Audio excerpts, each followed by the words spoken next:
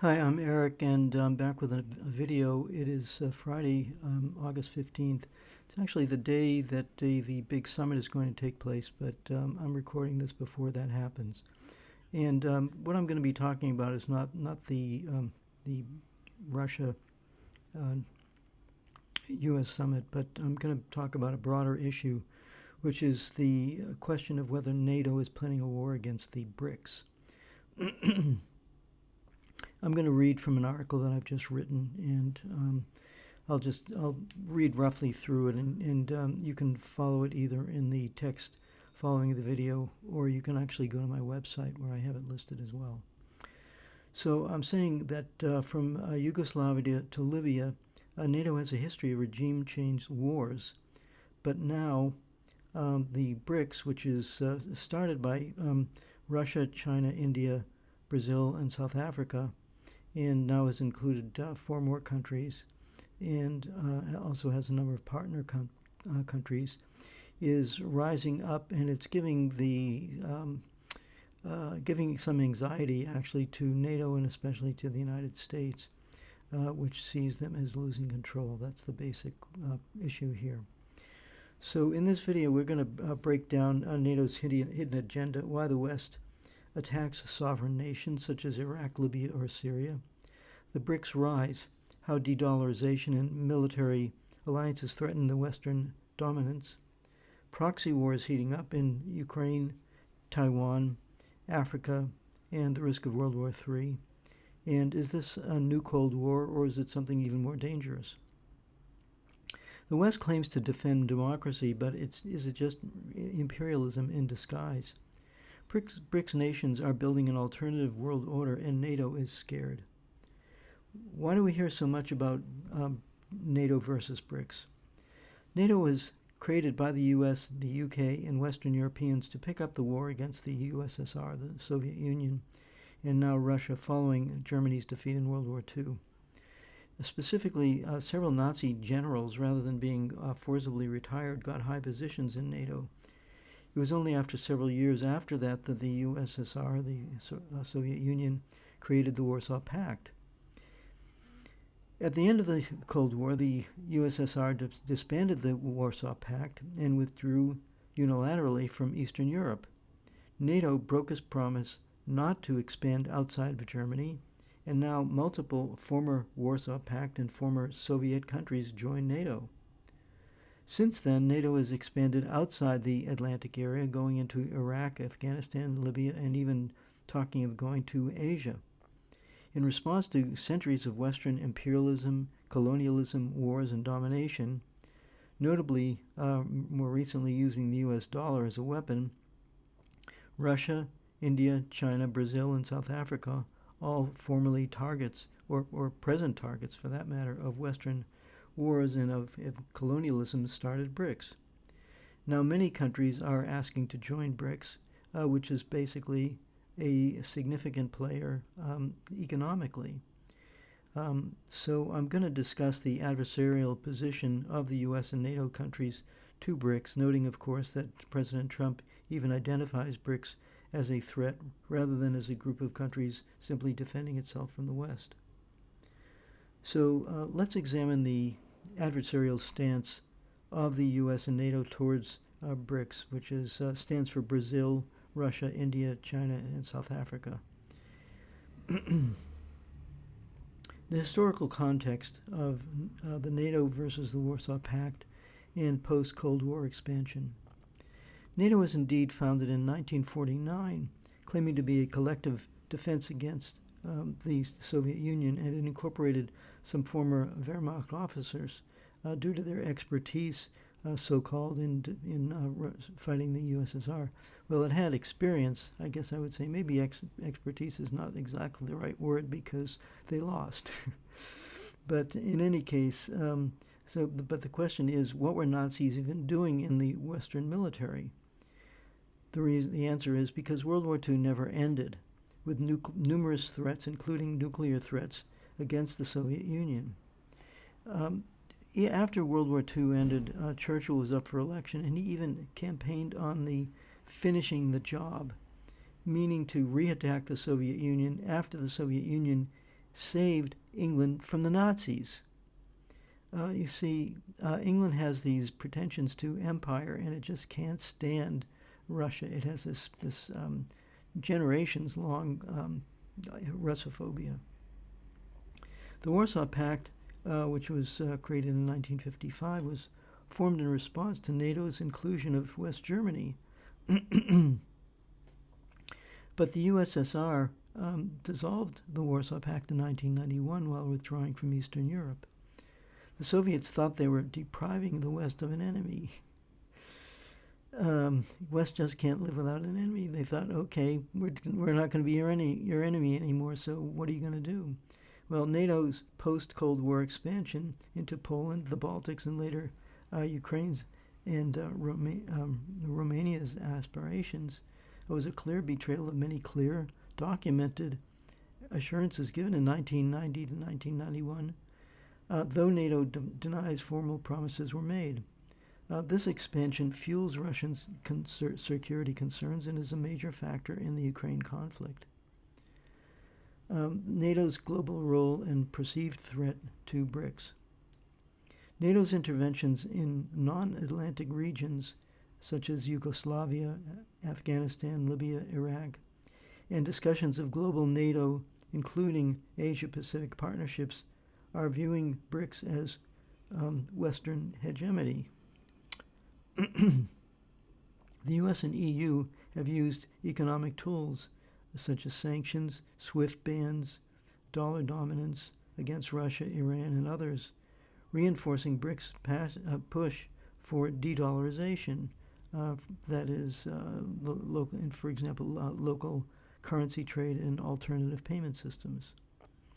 BRICS is a counterweight to Western dominance. BRICS represents economic defiance. The new development bank and the contingent reserve arrangement are alternatives to IMF, World Bank. The IMF and the World Bank have been predatory lenders, basically, primarily on third world countries. And I might mention that a book called Confessions of an Economic Hitman by a fellow named John Perkins, who would go as a representative to these kind of financial institutions and offer the leaders of these countries an offer can't refuse, which is to say, hand over your country's assets or we'll kill you. And this happened to several leaders of countries. The political alignment, that is the rejection of unilateral sanctions in support of multipolarity, is a key feature of BRICS. And you're also seeing in beginnings of security cooperation, such as Russia-China ties and India's Balancing Act.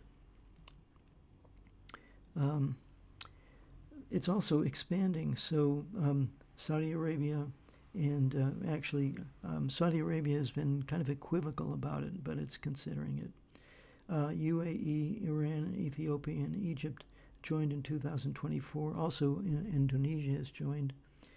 So this signals growing global South influence, along with other BRICS partner countries such as Thailand and Malaysia, which are not full members, but they're BRICS partners.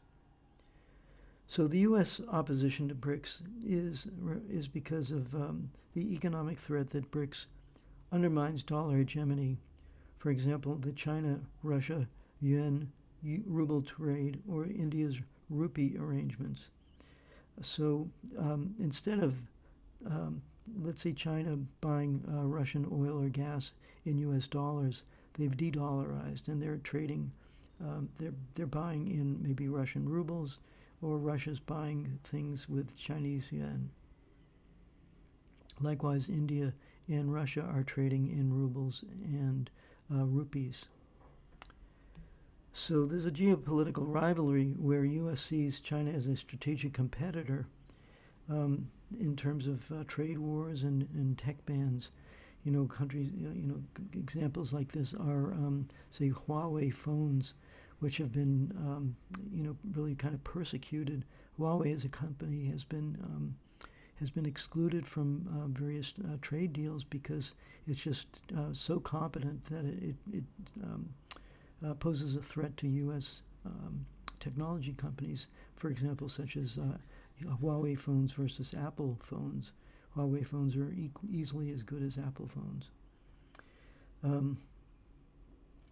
So and one of the other aspects of this is that despite the fact that the U.S. created favorable conditions to shift industrial capacity to China to reduce labor costs, the United States blames China for stealing its jobs.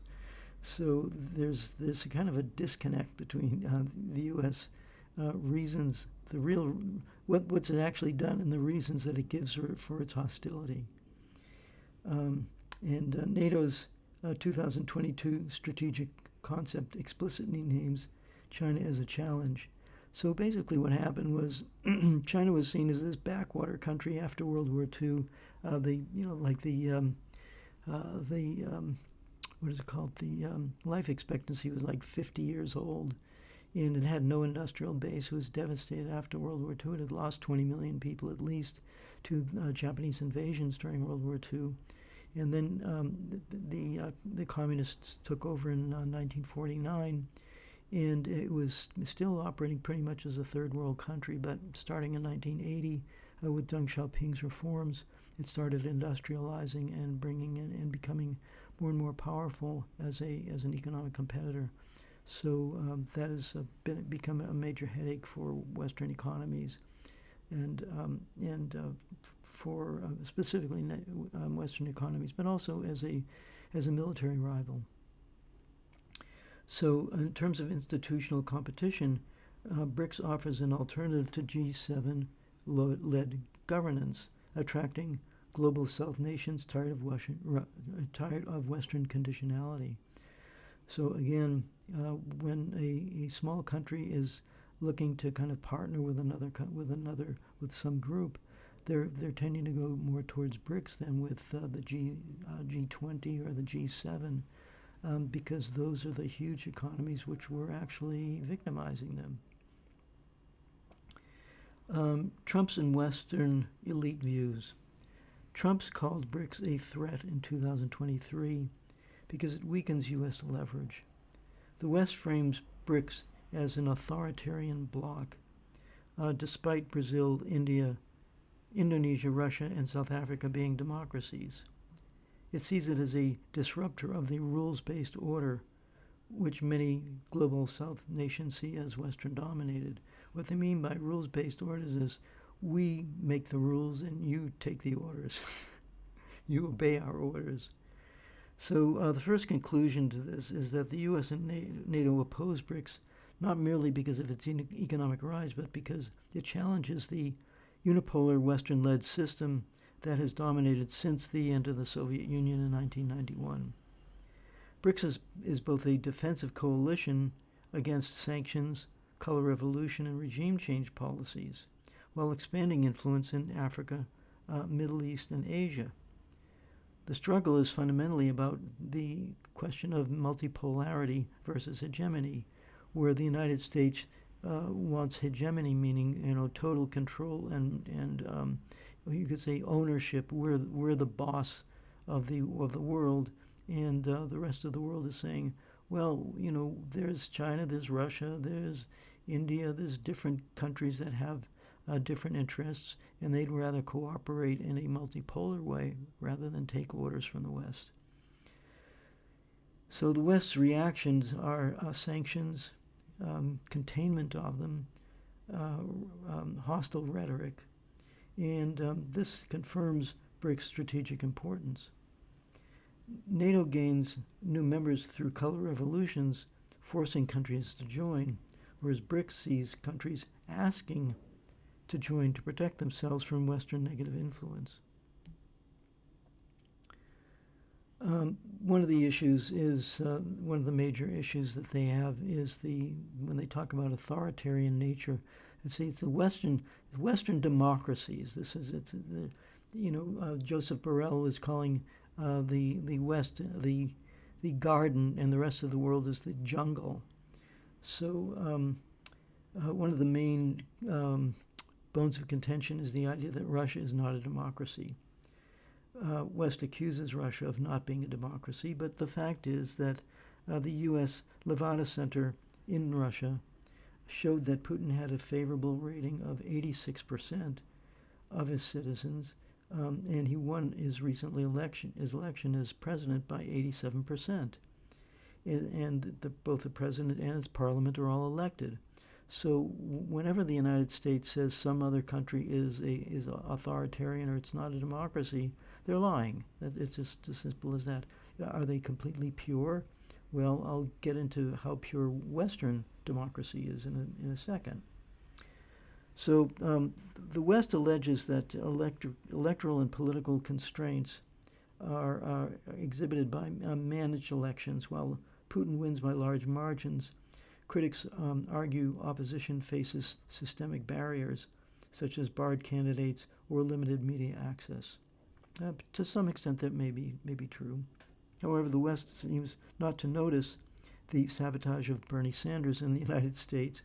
Jeremy Corbyn of the UK, who's both of those guys have been trashed by the leading parties because they represented a vision for the country that was more favorable towards the people than towards the elite. And another example of this is in the United States. They talk about Russia not allowing other parties to participate, but in fact there are other parties participating in the elections. But in the United States, when they have debates, the Green Party and the Libertarian Party are systematically excluded from the discussion. They're not even allowed on the debate stage. You got a choice: Pepsi or Coke, Democrats or Republicans. That's it. That's all you got. Put up with it. But they say that Russia, they had four major parties. It was the United Russia Party, the Liberal Democratic Party of the Russian Federation, the Communist Party, and there was one other minor party. I don't remember what it was, but there were parties that were on the ballot, and they were like recognized, and in fact, people like Gennady Zyuganov, who is the leader of the Communist Party of the Russian Federation, is somebody who will talk with Putin on occasion. And in fact, this is a historical fact. The Communist Party of the Russian Federation pushed through the resolution in 2022 asking Putin to recognize the two breakaway republics of Ukraine, to recognize them finally and give them some protection from the Kiev regime, which had been bombing them and attacking them for 8 years previously. So it's not like even a minor party like the Communist Party of the Russian Federation, which they say it has about less than 10% of the vote, but still it has some influence on the political process. And in the United States, you've got the uniparty, the duopoly, and there's no influence by any other party on the political process in the United States. There's also been they accuse Russia of cracking down on various NGOs. Well,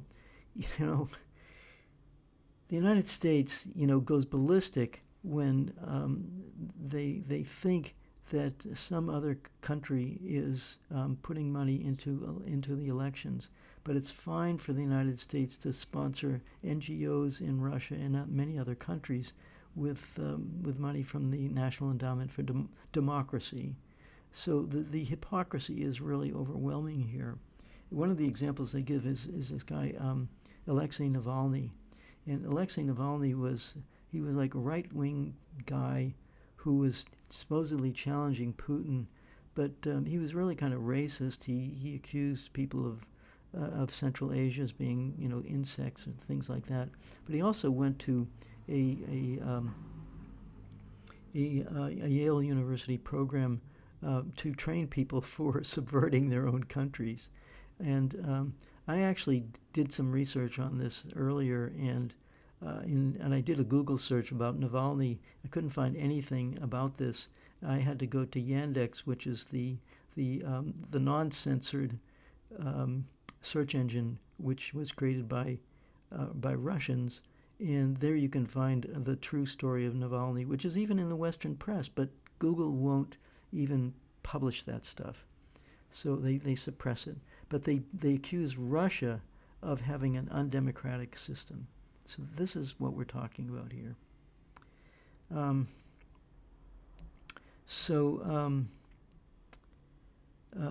of the things that they say that Putin is like a dictator. Or this they refer to him as a dictator, but the reality is that when he came to office in the year 2000, Russia was flat on its back. The life expectancy had fallen like 5 years, and several million people literally died of poverty after the Soviet Union fell and the social safety net was completely removed. And not just the social safety net, but the industrial base was slaughtered, basically, because Western companies got control of the financial system, and they shut down factories. People lost their jobs. They were working for months at a time without any pay, and also attacking Russia through using Chechnya and some of these other provinces of the Russian Federation. And the United States accuses Russia of being repressive when if the Russian intelligence service was funding the Sioux Indians, who have never forgiven the United States for genocide against them. If you can imagine how the United States would respond if they knew that Russia was funding dissident groups like Native Americans, or even like Texas, groups that want Texas to separate from the United States. You can imagine what the attitude would be. But when the Russians object, then it's they're so anti-democratic. This is the kind of stuff that goes on. Let's see, what else do we have here? They criticize China for its one-party state, but that's actually technically it's not true. There are 8 political parties in China, but the Chinese Communist Party, of course, is the main party. But there are other parties that you can join in China. And also the elected representatives at the higher levels are chosen from among this pool of politicians. So, for example, in the United States, if we have the electoral college, so we don't actually elect the president of the United States by a popular vote, and in China they don't elect their president by a popular vote either, but the system is different. But to say that the United States is a pure democracy because they elect as president, when it doesn't, it's the electoral college that does. Or even in the case of a hung electoral college, then the House of Representatives would decide who's going to be the president.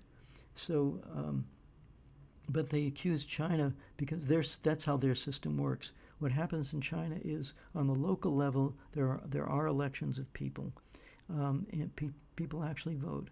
And if those people show promise and they do a good job, then they can rise within the party hierarchy, and eventually one of them will could become another head of state in China. Now, India and Brazil have they have their own problems of democracies. I have some friends in India, and they're definitely not happy with Modi, but he does win elections, and he appeals to a certain demographic that not a lot of Indians, not all Indians appreciate him, but there's at least some semblance of democracy in India. Let's put it that way. And the same thing in Brazil. Brazil, you had Lula, who was the president, he had risen up through the trade union movement, and he eventually became president of Brazil. And I think the U.S. might have even done this. I'm not sure, but there was a scandal that was manufactured where eventually he went to jail, and it took years for that scandal, those accusations to be disproven. So he was deliberately denied the presidency of Brazil based on false accusations, and now he's the head of Brazil. But his opponent, named Bolsonaro, has apparently fascist tendencies, and the United States loves him. But he was recently jailed for his own corruption charges, and the United States says to Lula, "Hey, you have no right to do that," as if Lula's saying, Who are you to tell us how we're supposed to deal with our own legal processes in our own country? We're a sovereign country, so bug off. So this is an example of a major BRICS country exerting its own sovereignty. And I think because you see, you have this group of people, this group of countries, Brazil, Russia, India, China, South Africa. When they're facing heat from the West, they garner their collective resources. They support each other against these kinds of attacks by the West. So that's it's an indirect way that BRICS is challenging Western and NATO specifically hegemony. Let's see. One of the other issues is that the United States is always blaming these countries for having controlled media, but the reality is that the United States has the most controlled media going. This is like in the beginning of the Reagan administration, this woman named I think her name was Barbara Honecker, and she was in the Reagan administration as some kind of functionary, and she went to the first cabinet meeting, and in that cabinet meeting, the head of the CIA at that time said, "We will know that the CIA's program has succeeded when everything the American people believe is false." So every time you watch the news, just think about that. When the American people believe everything that we tell them is true, you're wrong. It's not true. The CIA is behind so much of the media. This has been proven conclusively. There's books written about it. One of the books written by a German writer was called Verkaufte Journalisten, which means bought and paid for journalists. And he in his mid-50s mysteriously dies of a heart attack. So there you go. But the truth is that RT is one of the major. So there's like outside of Russia, there are two major networks that are available, or at least semi-available: Sputnik and RT. Inside of Russia, you have a number of other outlets which publish in Russian, so they're not so available. But you do have RT, and RT has a regular television show, and they have news, and it's an English language news network. They also have an Arabic network. They have a French network and a German network. I believe those are still operating. But in any case, there are people like I'm thinking of three people that I have had, some either personal contact with, like Dud Corder, who's a personal friend of mine, works for RT, and Rick Sanchez, who's a commentator for RT, and Lee Camp, who used to work for RT until U.S. pressure on him to leave RT forced him to leave. But he had said that unlike Western networks that really kind of demand editorial control over their content, RT does not demand editorial control over the content of the people who are on RT. So this is another example of how the United States makes false accusations against other countries, and this is a standard operating procedure for NATO in making these false accusations against their opponents. So the core issue is democracy versus sovereignty. And the West weaponizes democracy, as I've just been explaining, to isolate rivals, calling Venezuela's elections fraudulent, even though they were proven to be completely fair. But they're ignoring Poland, which is sometimes their elections are questionable. The United States' elections are questionable. They're seriously questionable. I sat through at least 2000, 2004 was questionable. Sometimes people ask me, what do I think of the U.S. political process? I say, well, we had 2000. The 2000 election was stolen. The 2004 election was stolen. The 2016 election was seriously contested. The 2020 was seriously contested. The 2024 election, and they're saying that U.S. elections are clean, when there's considerable controversy within the United States about whether they're clean anyway. But they're always criticizing other countries. We're a democracy, but they're not. And people put up with this. I don't understand why. One of the other examples of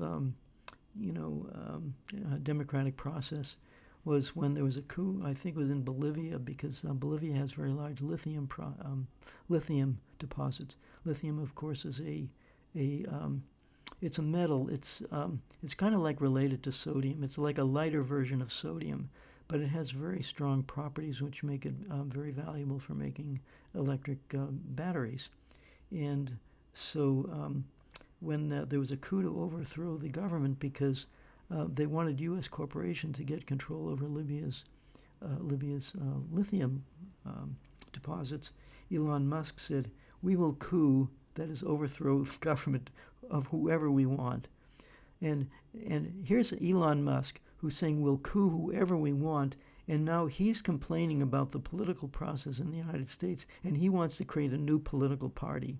So maybe Bolivia needs to send a delegation to the United States to make sure that Elon Musk goes to jail or something like that, to repay the favor for Elon Musk interfering in their elections. So a second conclusion is that Russia has elections, but the Western pundits call it a hybrid authoritarian by Western quote-unquote standards. But BRICS doesn't care about that. It's all about countering U.S. unipolarity, not replicating liberal democracy, which is really not democracy anyway. The U.S. excludes Russia and other countries, Venezuela, Nicaragua, you name them, of not being democratic. But the reality is in the West, it's at least as bad. So, as I say, the whole democracy about the whole debate about democracy is about using that narrative about democracy as being it's a geopolitical tool to primarily influence the people in their own countries to think that they're democratic, whereas these other countries are not. Just recently, of course, there's been more interference in Romania. I just heard a news item today where Romania, there was some guy who came out of nowhere, and he had his campaign was advertised itself through TikTok ads, and the guy won, and he was kicked out of office by the Supreme Court of Romania, and on the basis that he had won because of Russian influence on his campaign. And just today I heard that a U.S. study showed that there was no evidence of this guy being funded by Russia. So this is just another example of how the U.S. twists things and lies and creates these narratives which are simply not true. Another example was Macron. And Macron, he's very unpopular. Early in his campaign, early in his presidency, there arose the Yellow Vest movement, and they were complaining about Macron's policies, and he was cracking down. He used serious repression. People lost eyes and hands because of police use of weapons against these demonstrators.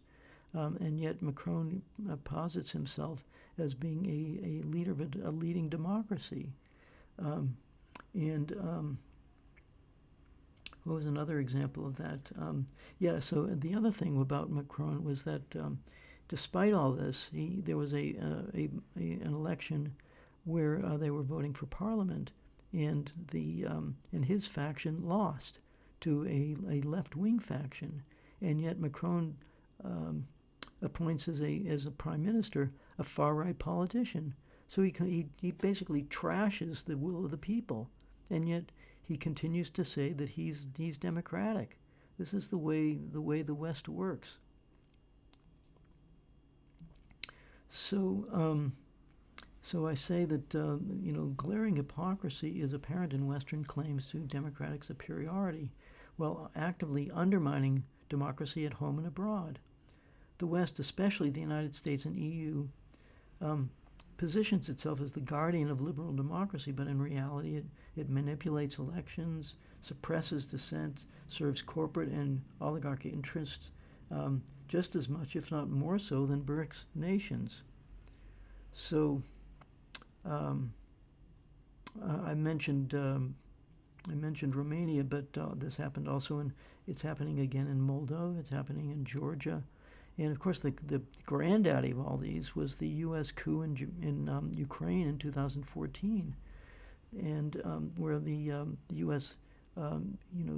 Funded neo-Nazis to overthrow the democratically elected president of Ukraine, and they install this coup government, and they say that they're defending Ukraine's democracy when they staged a coup against the democracy. This is the nature of U.S. Its duplicity, just to say that, to put it charitably.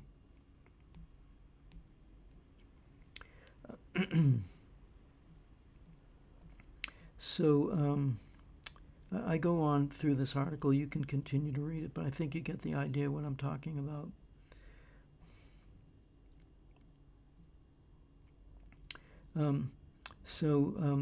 To kind of like sum up here, it's not like BRICS are pristine democracies. That's not what I'm talking about. What I'm saying is that the West, assumes that it is the moral superior area of the world, and it challenges the BRICS not because the BRICS are anti-democratic, but because they're challenging U.S. hegemony. That's the problem.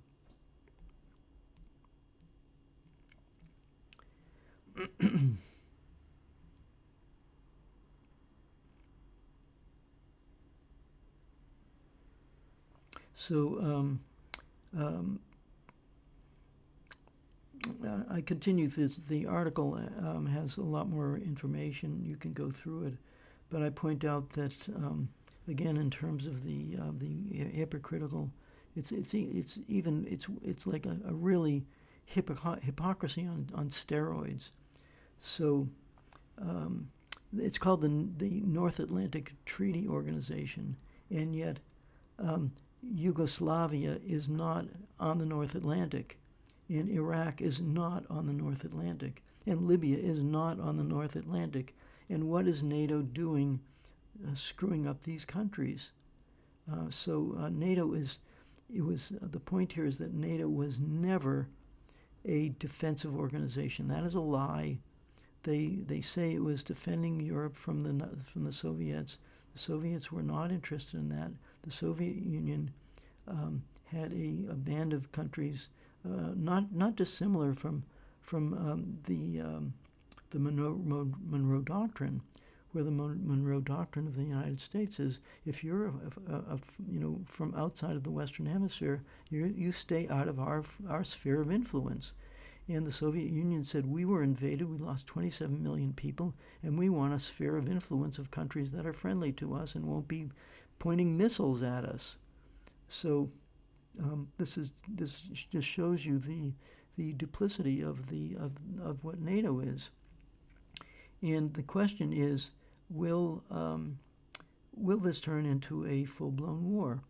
The NATO countries are they were originally,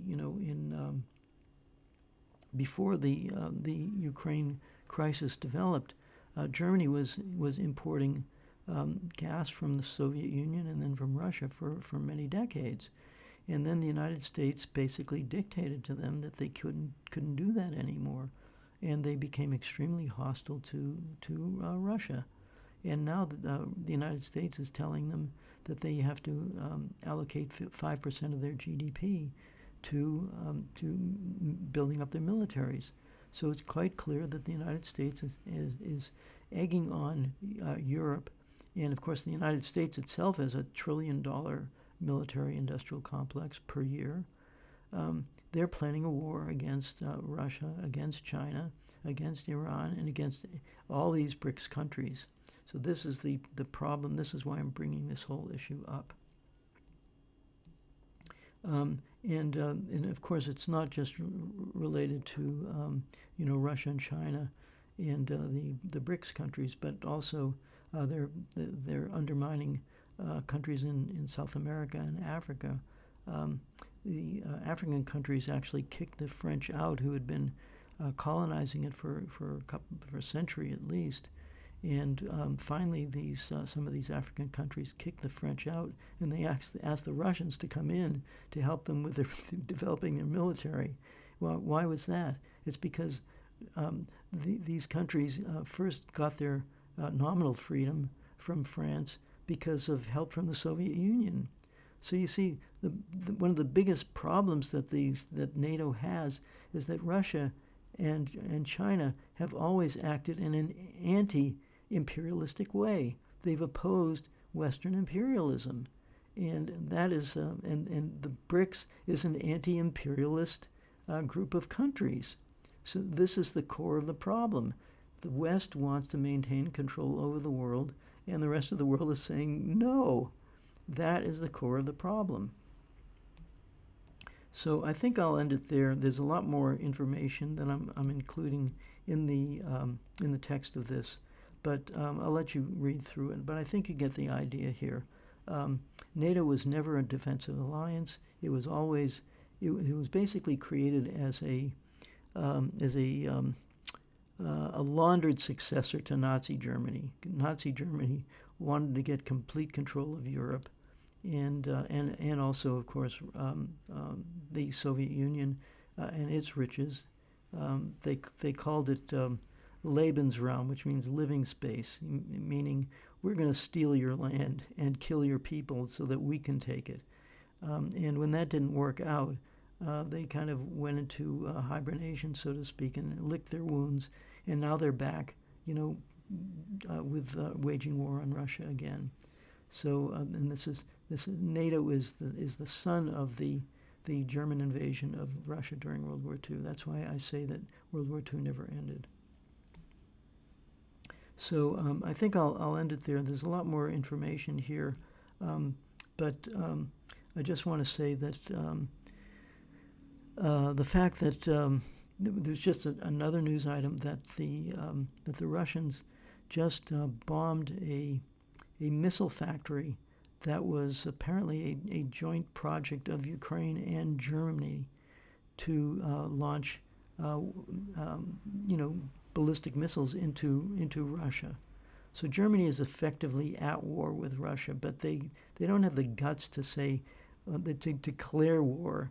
They hide behind Ukraine. So that's the reality of it.